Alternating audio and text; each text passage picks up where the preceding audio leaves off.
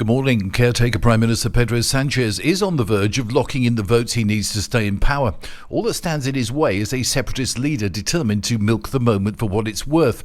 For the past week, former Catalan President Carles Puigdemont, who heads the Junts per Catalunya party, has been finalising negotiations with Sanchez's socialists.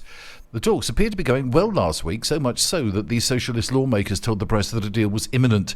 But Puigdemont appears determined to make Sanchez sweat a bit longer before handing over his votes. Despite repeated meetings and what is rumoured to be a definitive agreement on a blanket amnesty for everybody involved in the failed 2017 Catalan independence referendum, a deal remains elusive. Meanwhile, the Conservative opposition parties and members of the judiciary have stepped up criticism of Sanchez's plans to offer amnesty to the separatists. The controversial project, which would need approval from Parliament, has for weeks angered the Conservative opposition, which has raised its tone in recent days and promised to block its application. Another rally against the amnesty is planned in Madrid on Saturday the 18th of November. Members of the judiciary have also stepped up their criticism.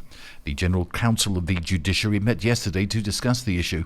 Conservative members of the body said an amnesty would present a degradation and even an elimination of the rule of law, and a judge has named several Catalan separatist leaders as suspects in an investigation into terrorism.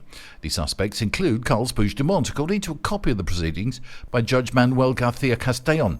12 people are named in the ruling as targets of the investigation.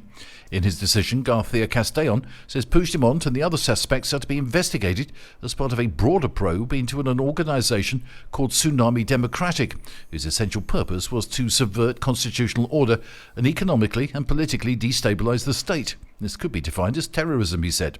Tsunami Democratic was a protest organisation formed during the independence push, with no publicly known formal structure.